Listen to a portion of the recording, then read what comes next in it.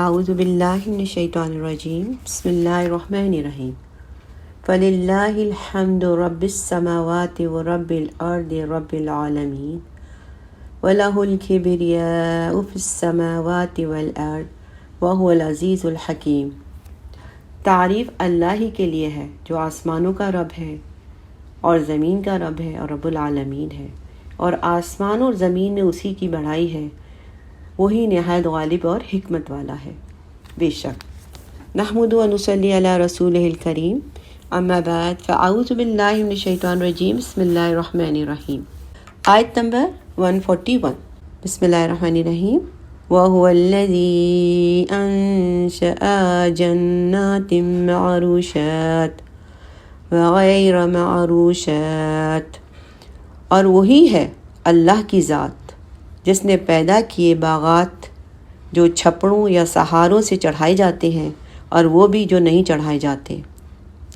یہاں الفاظ ہوا استعمال میں معروشات اور غیر و معروشات، یعنی معروشات کا مطلب ہے بیل نما پودے جو اپنا تنا نہیں رکھتے، جیسے بیلیں ہوتی ہیں انگور کی ہو گئی، خربوزے وغیرہ کی ہو گئی، اس طرح جو بیلیں ہیں جو اپنا تنا نہیں رکھتے، جس پر خود کو یعنی تنا نہیں ہے تو وہ خود کو کھڑا نہیں رکھ سکتے، اس لیے ایسے پودوں کو سہارا دے کے کھڑا کرنا پڑتا ہے، جیسے انگور کی بیل وغیرہ، یہ چھپڑوں پر اور سہاروں پر ان کو سہارے لگائے جاتے ہیں اور چھپڑوں پر یہ انگور کی بیل ہوتی ہے۔ دوسری طرف غیر معروشات میں عام درخت شامل ہیں جو خود اپنے مضبوط تنے پہ کھڑے ہوتے ہیں، جیسے آم ہے، انار کا درخت وغیرہ ہے۔ یہ تمام چیزیں اللہ کی تخلیق ہیں اور یہ تمام چیزیں اللہ کی نشانیاں بھی ہیں، یہ اللہ تعالیٰ نے انسان کے استعمال اور فائدے کے لیے بنائی ہیں۔ تو اللہ تعالیٰ نے انسان کے لیے تمام چیزیں بنائی ہیں تاکہ وہ اس سے فائدہ اٹھائے، ان کو استعمال کرے، ان کو کھائے اور اللہ کی نعمتوں کا شکر گزار بنے۔ وَالنَّخْلَ وَالزَّرْعَ مُخْتَلِفًا أُكُلُهُ وَالزَّيْتُونَ وَالرُّمَّانَ مُتَشَابِهًا وَغَيْرَ مُتَشَابِهٍ، اور کھجور اور زراعت یعنی کھیتی جس کے ذائقے مختلف ہیں، اور زیتون اور انار ایک دوسرے سے ملتے جلتے بھی ہیں اور مختلف، یعنی اللہ تعالیٰ کی تخلیق کی مثالیں یہاں بیان کی جا رہی ہیں، اور اس نے مختلف انواع اقسام کے درخت، کھیتیاں اور پھل پیدا کیے جو آپس میں ملتے جلتے ہیں، یعنی بعض پھل جو ہیں وہ شکل میں ملتے ہیں لیکن ذائقے میں فرق ہیں، جیسے جیسے گرین اولیو ہیں اور گرین انگور ہیں، جیسے بلیک اولیو ہیں بغیر بلیک انگور ہیں، یا ایک ہی فیملی کے جو فروٹس ہیں وہ ان کے ذائقے مختلف ہیں۔ تو اللہ تعالیٰ نے ہر چیز میں اتنی ویرائٹی پیدا کی ہے کہ انسان اس کے بارے میں سوچ بھی نہیں سکتا، اس کی سوچ سمجھ اور اس کے یعنی خیالات سے بھی اتنی بالا تر چیزیں اللہ تعالیٰ نے پیدا کی ہیں۔ جیسے سٹرس فروٹ کی فیملی ہے، پھلوں میں جیسے کینو ہے، فروٹر ہے، مالٹا ہے، تو ایک ہی فیملی کے، لیکن ہر ایک کی شکل، رنگ اور اس کے ذائقے بالکل فرق ہیں۔ تو یعنی کہ یہ ایک دوسرے سے متشابہ ہونے کے باوجود بھی اپنی ان کی پہچان ہے، اپنی الگ الگ پہچان ہے۔ کُلُوا مِن ثَمَرِهِ إِذَا أَثْمَرَ وَآتُوا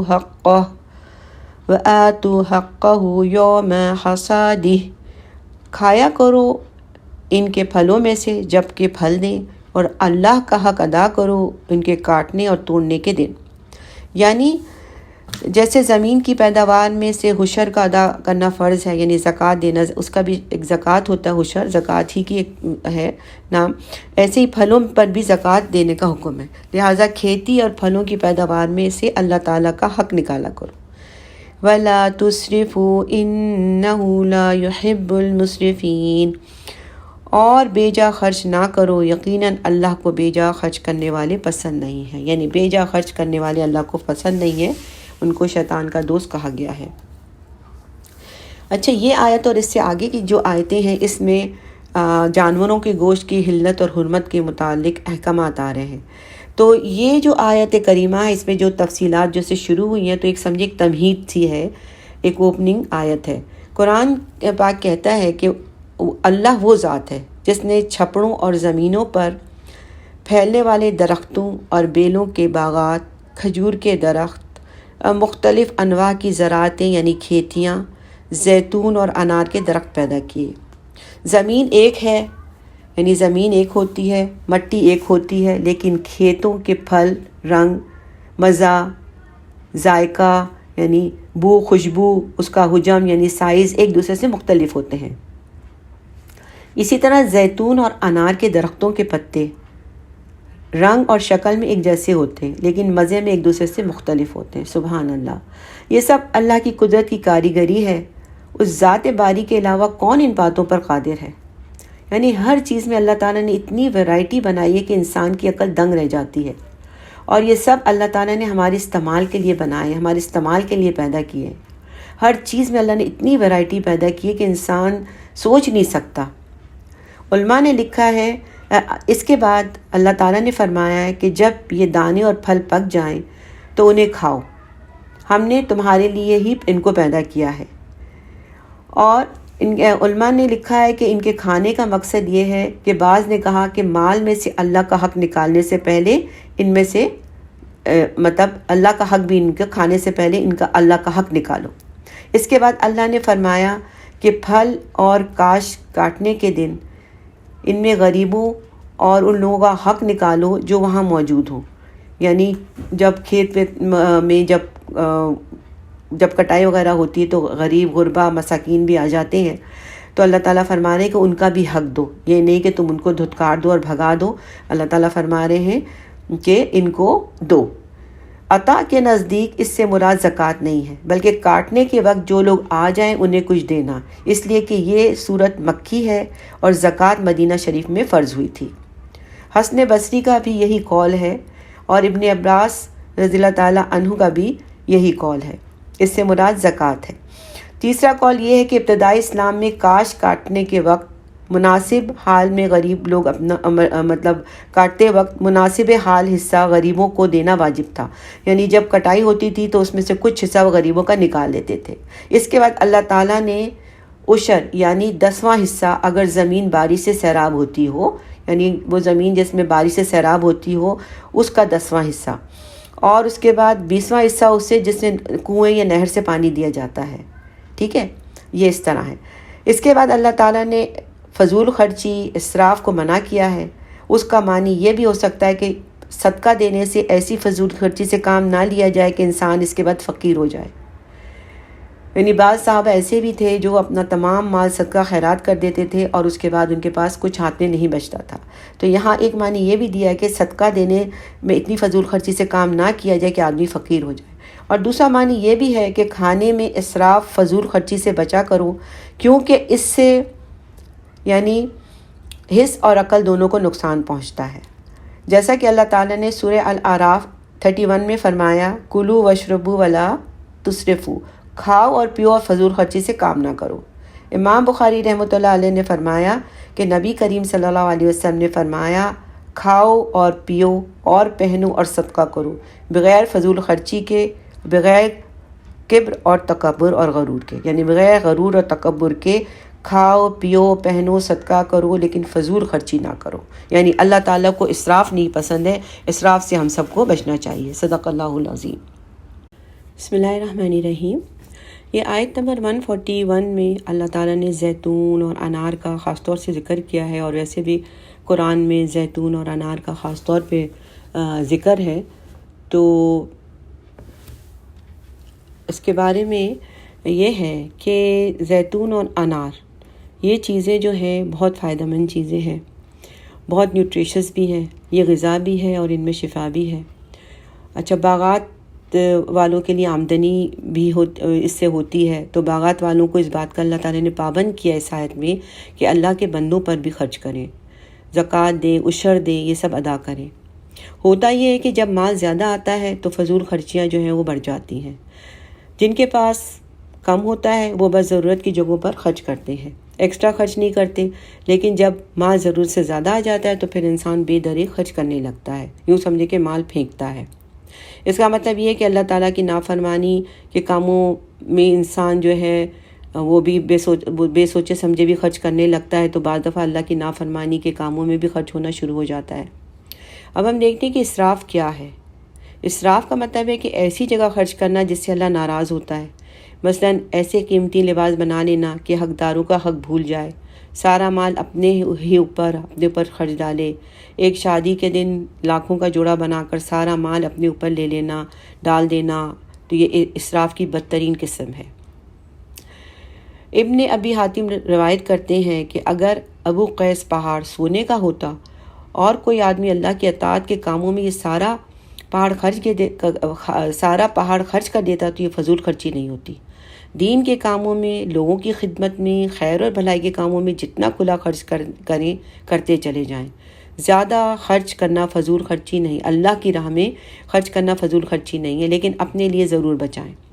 اللہ کی نافرمانی اور ناپسندیدہ کاموں میں خرچ کرنا اسراف ہے۔ اللہ کی نافرمانی اور ناپسندیدہ کاموں میں خرچ کرنا اسراف ہے۔ اور اگر کوئی ایک درہم اللہ کی نافرمانی کے کاموں میں بھی خرچ کرتا ہے تو فضول خرچی ہے، کیونکہ اس نے اس مال کے ذریعے اللہ کا غضب حاصل کیا، اللہ کا غصہ اس کے حاصل کیا۔ کھانے پینے میں اسراف جو ہے عقل اور بدن کے لیے نقصان دہ ہے۔ اب بہت سی چیزیں بزنس بن گئی ہیں، انسان لالچ کا شکار ہوتا جاتا ہے، اتنا کچھ خرید لیتا ہے کہ نہ کھانا نہ پینا نہ استعمال کرنا، بلکہ یہ چیزیں پڑی رہتی ہیں اور پھر وہ پھینکنے کے کام آتی ہیں۔ دکھنے مارکیٹ جاتے ہیں، ہمیں بہت ساری چیزیں جو ہیں وہ اچھی لگتی ہیں، وہ بغیر دیکھے ہم گھر میں اٹھا لاتے ہیں، اور گھر میں ایک یا دو افراد ہوتے ہیں، کھایا نہیں کھایا، پھر اس کا آج کل تو ایکسپائری ڈیٹ وغیرہ ہوتی ہے، وہ ایکسپائری ڈیٹ دیکھ کے اور پھر کہ بھئی اب تو ایکسپائر ہو گیا، پھینک دیا۔ تو ایسی چیزیں بھی فضول خرچی ہیں، یعنی یہ سب فضول خرچی ہے۔ پہلے دیکھیں کہ ضرورت کیا ہے اور ضرورت کے تحت چیز خریدیں، اب یہ دیکھیں کہ ہم اس کو استعمال کر سکتے بھی ہیں کہ نہیں کر سکتے ہیں۔ اگر استعمال کر سکتے ہیں، ضرورت کی چیز ہے تو ضرور لائیں، اور فائدہ کی چیزیں کھاؤ پیو، ان کو استعمال کرو، اور کچرے وغیرہ میں پھینکنا جو ہے وہ غلط ہے۔ اب جیسے سورہ الاعراف کی آیت نمبر 31 کا میں نے پہلے بھی حوالہ دیا اور یہاں پہ پھر دے رہی ہوں، وَكُلُوا وَاشْرَبُوا وَلَا تُسْرِفُوا إِنَّهُ لَا يُحِبُّ الْمُسْرِفِينَ، یعنی اللہ تعالیٰ پسند نہیں کرتا اسراف کرنے والوں کو۔ یعنی حد سے گزر جانے والے لوگ کون سے ہیں؟ جو فخر دکھاوے کے لیے جو کرتے ہیں، جو اپنی دھاک جمانے کے لیے قیمتی چیزیں خریدتے ہیں، حیثیت نہیں پھر بھی مانگے تانگے کی مشکل سے پیسے جمع کر کے اور پھر ہزاروں مہنگی چیزیں خریدتے ہیں، اور چاہے ان کی ضرورت ہو نہ ہو، اور وہ ایک اسٹیٹس سمبل بناتے ہیں اس پر خرچ کرنے کے لیے، تو وہ یہ نہیں دیکھتے کہ اس سے ہمارا فائدہ نہیں ہو رہا، نقصان ہو رہا ہے۔ اگر یہی چیز کسی غریب کو دے دی جائے، اس کا ایک وقت کا کھانا ہو جائے گا، اس کی کوئی ضروریات پوری ہو جائے گی، تو یہ صدقہ ہے، یہ جو ہے اسراف نہیں ہے، یہ صدقہ ہو جاتا ہے۔ تو ہمیں اپنے آس پاس دیکھنا چاہیے، غریب غربا کو دیکھنا چاہیے، ضرورت مندوں کا خیال رکھنا چاہیے، اور اپنے اوپر اسراف سے خرچ کرنے کی بجائے ہمیں لوگوں کی ضروریات کا خیال رکھ کے ان کو بھی دینا چاہیے۔ اللہ تعالیٰ ہمیں نیک لوگوں کے زمرے میں شامل کرے، آمین یا رب العالمین۔ بسم اللہ الرحمن الرحیم، آیت نمبر 142، وَمِنَ الْأَنْعَامِ حَمُولَةً وَفَرْشًا، اور چوپایوں میں سے اس نے پیدا کیے ہیں کچھ بوجھ اٹھانے والے اور کچھ زمین سے لگے ہوئے۔ یعنی یہاں پر جو ورڈ استعمال ہوا ہے حمولتہ، یعنی یہاں وہ جانور ہیں جو قد کاٹ اور ڈیٹ ڈالس کے حساب سے ذرا بڑے ہیں، بڑے بڑے جانور جن سے بار بردانی یعنی وزن کا کام لیا جاتا ہے، جن کے اوپر سامان رکھ کے ادھر سے ادھر جن کو لے جایا جاتا ہے، سامان کی نقل و حمل کے لیے جن کو استعمال کیا جاتا ہے۔ اس میں گھوڑا ہے، خچر ہے، اونٹ وغیرہ۔ ان کے برعکس کچھ ایسے جانور ہیں جو اس طرح کی خدمت کے اہل نہیں ہوتے، جیسے جن کی جسامت جو ہے وہ چھوٹی ہوتی ہے، چھوٹی جسامت والے ہوتے ہیں، تو ان کو یعنی فرش کہہ کے ان کو اس آیت میں پکارا گیا ہے، یعنی فرش یعنی زمین سے منسوب کیا گیا ہے، گویا زمین سے لگے ہوئے، مثلا بھیڑ، بکری، یہ ہر طرح کے جانور ہیں۔ اللہ تعالیٰ نے ہر طرح کے جانور انسان کے لیے پیدا کیے ہیں، تو یہ بھیڑ اور بکری جو ہیں وہ جسامت کے لحاظ سے جیسے چھوٹے ہوتے ہیں، اس لیے یہ ہے کہ ان کو فرش کہا گیا ہے۔ اور حضرت ابن عباس رضی اللہ تعالیٰ عنہ سے روایت ہے کہ حمولہ سے مراد وہ بڑے جانور ہیں جو بار برداری کے لیے یوز ہوتے ہیں، اور فرش سے مراد وہ چھوٹے چھوٹے جانور ہیں جن کا گوشت کھایا جاتا ہے۔ کُلُوا مِمَّا رَزَقَكُمُ اللَّهُ وَلَا تَتَّبِعُوا خُطُوَاتِ الشَّيْطَانِ إِنَّهُ لَكُمْ عَدُوٌّ مُّبِينٌ۔ کھاؤ اس میں سے جو اللہ نے تمہیں رزق دیا ہے، اور شیطان کے نقش قدم کی پیروی نہ کرو، یقیناً وہ تمہارا کھلا دشمن ہے۔ بے شک شیطان تو انسان کا کھلا دشمن ہے۔ اللہ تعالیٰ یہاں خاص طور پہ ہمیں تنبیہ کر رہے ہیں، بتا رہے ہیں، مطلع کر رہے ہیں۔ اچھا، یہاں پر دو چیزیں آپ نے دیکھی ہوگی، پچھلی آیت میں جو ہے وہ زراعت یعنی کھیتی کے بارے میں ذکر تھا، اور اس کے بعد مویشی۔ یہ دو چیزیں انسان کی کھانے پینے کے لیے استعمال ہوتی ہیں، انسان کی خوراک ہیں۔ تو اللہ تعالیٰ نے انسان کے استعمال، اس کے کھانے کے لیے زراعت بھی پیدا کی، یعنی سبزی، پھل، فروٹ، ہر چیز پیدا کی، اور مویشی یعنی جانور، دونوں انسان کے جسم کے لیے بہت ضروری ہیں۔ پوری نیوٹرینٹس حاصل کرنے کے لیے جسم کے ہمیں ویجیٹیبل بھی چاہیے ہوتی ہے، دالیں بھی چاہیے ہوتی ہیں، گوشت بھی چاہیے ہوتا ہے، یعنی ہر چیز ایک بیلنس ڈائٹ کے لیے یہ سب ہماری چیزیں ہماری ڈائٹ میں ہونی چاہیے۔ تو یہ اللہ تعالیٰ نے زراعت بھی پیدا کی، مویشی بھی پیدا کیے، یعنی انسان کے جسم جان کی حفاظت کے لیے یہ سب پیدا کیے تاکہ وہ کھائے۔ لیکن شیطان نے کیا کیا کہ انسان کو غلط عقائد میں الجھا دیا، اور انسان جو ہے وہ شیطان کے نقش قدم پر چل کر اس نے کیا کیا، ان میں سے بہت ساری چیزوں کو خود ہی حرام کر دیا۔ حالانکہ اللہ تعالیٰ نے وہ چیزیں حرام ان کے لیے نہیں کی تھی، لیکن انسان نے خود اپنے لیے حرام کر لیا۔ اب جن چیز سے ان کو فائدہ لینا تھا وہ ان سے فائدہ نہیں لے سکا، بلکہ اس سے اس کو نقصان ہی ہوا۔ یعنی جو چیزیں، جو جانور اس کو کھانے تھے، ان کا گوشت استعمال کرنا تھا، اب انسان جب جانور کو ذبح کرتا ہے تو اس کا گوشت استعمال ہوتا ہے، اس کا دودھ استعمال ہوتا ہے، دودھ سے کئی چیزیں بنتی ہیں۔ اسی طرح گوشت جو ہے وہ کھاتا ہے، وہ اس کے جسم کا حصہ بھی بنتا ہے، لیکن اس کے علاوہ جب جانور کاٹا جاتا ہے تو اس کا فائدے کتنے ہوتے ہیں، اس کی کھال یوز ہوتی ہے، اس کی ہڈیاں یوز ہوتی ہیں، اس کی ہر چیز جو ہے وہ استعمال میں آتی ہے۔ گوشت کے علاوہ گوشت بھی انسان کھاتا ہے، یعنی انسان گوشت کے ساتھ ساتھ اور چیزیں بھی اس کے استعمال میں آتی ہیں۔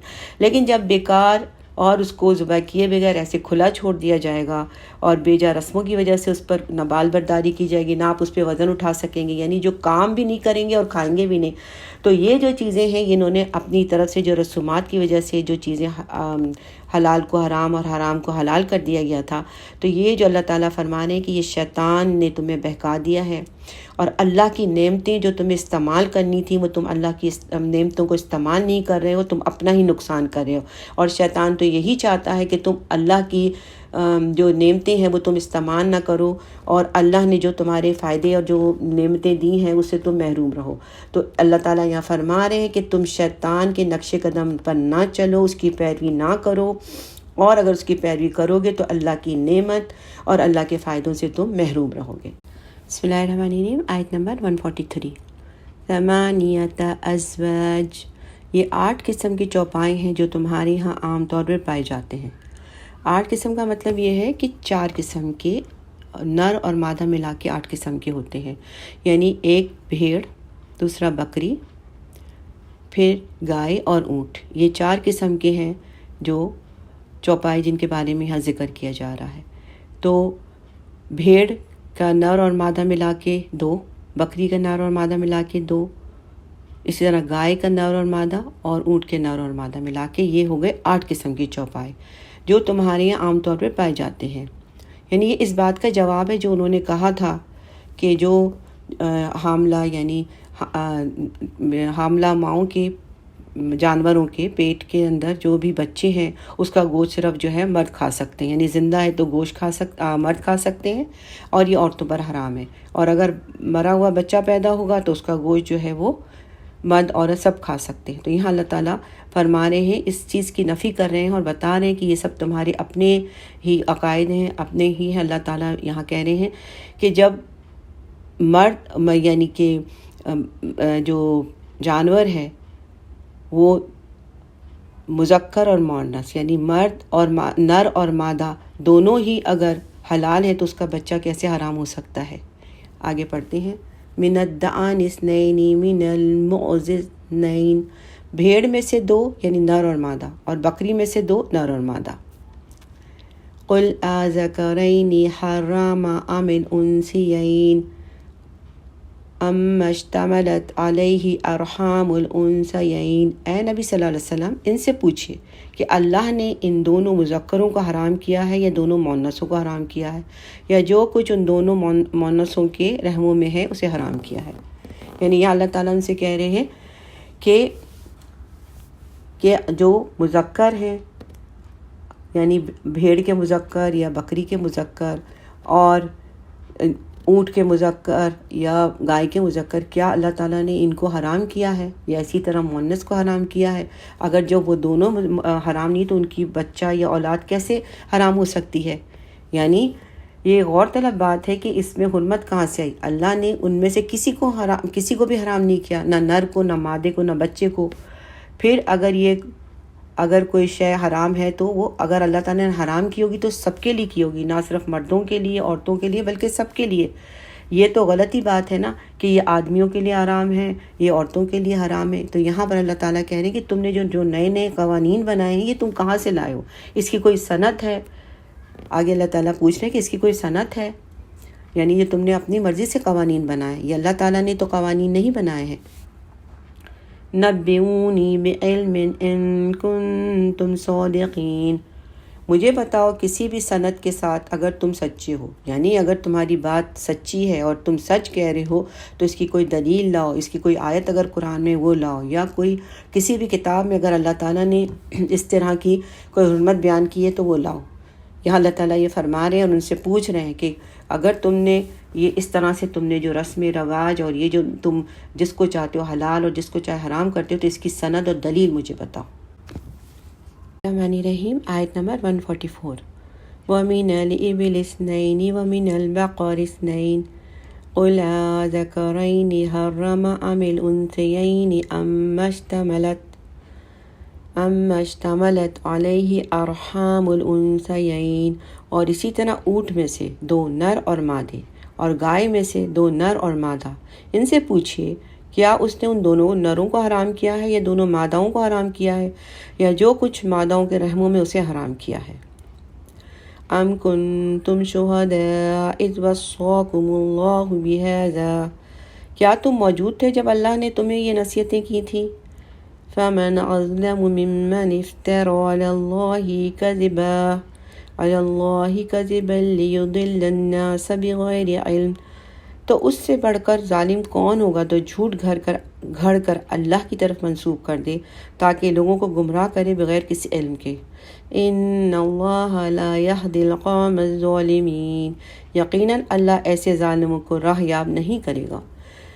بے شک یہاں پر یہی بات بتائی جا رہی ہے، اللہ تعالیٰ پوچھ رہے ہیں ان سے کہ کیا تم موجود تھے کہ اللہ نے ایسی تمہیں نصیحتیں کی ہیں جو تم نر کو مادہ کو، کبھی نر کو حرام کر رہے ہو، کبھی مادہ کو حرام کر رہے ہو، کبھی دونوں کو حرام کر رہے ہو۔ تو یہاں اللہ تعالیٰ پوچھ رہے ہیں کیا اونٹ کے دونوں نر، اونٹ اور ایک گائے، دونوں میں سے ان کے نر حرام ہے یا اونٹ اور گائے کے مادہ حرام ہے؟ دونوں میں سے کیا حرام ہے؟ اور ان کے پھر یہ کیسے ہو سکتا ہے کہ اگر یہ دونوں حلال ہیں تو ان کے پیٹ میں جو ہے وہ حرام ہو؟ اور اللہ تعالیٰ جب کسی کے لیے حرام کرتا ہے تو وہ چیز سب کے لیے حرام ہوتی ہے، ایسا نہیں کہ آدمیوں کے لیے حرام ہے اور عورتوں کے لیے حلال ہے، یا عورتوں کے لیے حلال ہے اور آدمیوں کے لیے حرام ہے، یہ سب نہیں ہوتا۔ تو اللہ تعالیٰ ان سے پوچھ رہے ہیں کہ کیا تم موجود تھے جب یہ نصیحتیں کی گئی؟ تو اللہ تعالیٰ فرما رہے اس سے بڑھ کے ظالم کون ہوگا جو اللہ کی طرف جھوٹ منسوب کرے اور اس لیے کہ لوگ گمراہ ہو جائیں، اور اس نے یہ بغیر کسی علم کے لیے کیا۔ اگر کوئی علم ہے، کوئی سند ہے، کوئی اس چیز کی تصدیق ہے تو وہ لاؤ، میرے سامنے لاؤ اور مجھے بتاؤ۔ تو اللہ تعالیٰ فرما رہے ہیں یقیناً اللہ ایسے ظالم کو راہیاب نہیں کرے گا، یعنی ایسے جو ظالم ہیں جنہوں نے یہ سب چیزیں ایجاد کی ہیں، یہ سب چیزیں بتائی ہیں، تو یہ اللہ تعالیٰ ان کو سخت سے سخت سزا دے گا۔ اس کے بارے میں یہ ہے کہ عمر بن حی نے، یہ ایک بہت بڑا بزنس مین تھا وہاں کا مکہ میں، اس نے یہ حام سام جانوروں کی جو بتوں کے جو نام، بتوں کو کے نام سے یہ جو جانور چھوڑ دیے جاتے تھے، یہ جو رسم تھی یہ اس نے اختیار کی تھی۔ اور حضور صلی اللہ علیہ وسلم کو معراج کی رات میں دکھایا گیا تھا لوگوں کے انجام، تو اس میں اس کا انجام دکھایا گیا تھا کہ وہ اپنی اتڑیاں جہنم میں کھینچ رہا اپنی اتڑیاں۔ تو اس نے کیا کیا تھا؟ اس نے اللہ کے دین کو بدل دیا تھا اور اس نے خود ساختہ رسمیں اختیار کر دیں، اور جو لوگ اس رسموں کو، اس بدعت کو فالو کرتے ہیں تو ان کا بھی عذاب اس کو ملتا ہے۔ تو یہ اس نے نئی رسمیں ایجاد کی تھیں اور اس نے اللہ پر جھوٹ افطرا کیا تھا، تو ایسے لوگوں کو اللہ تعالیٰ پھر نہیں چھوڑتا۔ اس نے کیا کیا تھا؟ صرف بحیرہ، حام، سام وغیرہ کی رسمیں نہیں ایجاد کی تھیں، بلکہ عرب میں جو بت پرستی کی جو شروعات ہوئی تھی، شروع کرنے والا ہی یہ شخص تھا، کیونکہ وہ ایک کامیاب بزنس مین تھا، امیر آدمی تھا، اور اس کا سفر جو ہے وہ شام یعنی سیریا کی طرف وہ آتا جاتا تھا، وہاں تجارت کرتا رہتا تھا۔ تو ایک بزنس ٹرپ میں اس نے ایک قوم کو دیکھا جو بتوں کو پوج رہی تھی، تو اس کو وہ چیز بہت اس میں اچھی لگی اور اس نے اٹریکٹ کیا۔ تو اس نے کیا کہ وہ ایک بت اٹھا کر مکہ والوں کے لیے لے آیا، اور وہ بت جو ہے وہ مکہ والوں کے لیے لے آیا۔